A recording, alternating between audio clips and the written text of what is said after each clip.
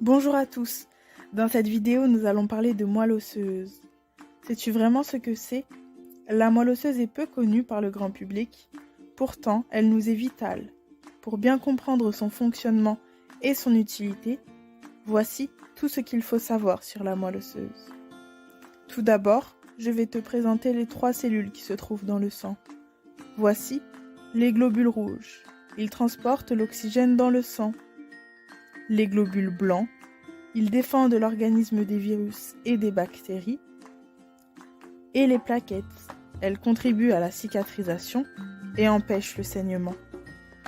Ces 3 petites cellules sont essentielles pour le bon fonctionnement de notre organisme. Et devinez quoi? Ces 3 petites cellules sanguines sont produites par la moelle osseuse. Et oui, la moelle osseuse produit des cellules souches hématopoïétiques qui se transforment, se divisent et donnent 3 sortes de cellules sanguines. En définitive, la moelle osseuse a donc un rôle indispensable au bon fonctionnement de l'organisme humain. Maintenant, il est important de savoir où se trouve la moelle osseuse dans le corps.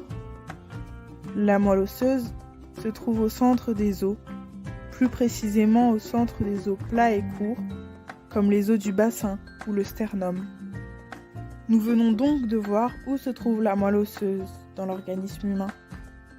Cependant, la majorité des gens confondent la moelle osseuse qui se trouve dans les os plats et courts, que nous venons de voir, et la moelle épinière qui se trouve dans la colonne vertébrale.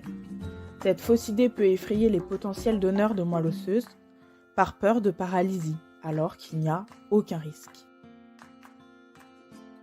En effet, la moelle osseuse peut faire l'objet d'un don, car c'est un tissu spongieux qui se régénère naturellement. Les cellules de la moelle osseuse sont donc récupérées dans le sang ou directement dans les os.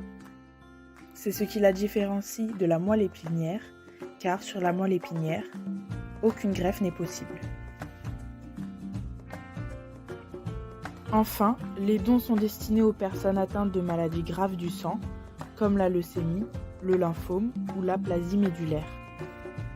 En exemple, la leucémie aiguë se guérit entre 30 et 40%. La greffe de moelle osseuse est donc déterminante pour ces patients. Et voilà, on arrive au terme de la vidéo. Les idées essentielles à connaître sur la moelle osseuse et ses bienfaits ont été évoquées. Merci d'avoir suivi la vidéo jusqu'à la fin et à une prochaine fois.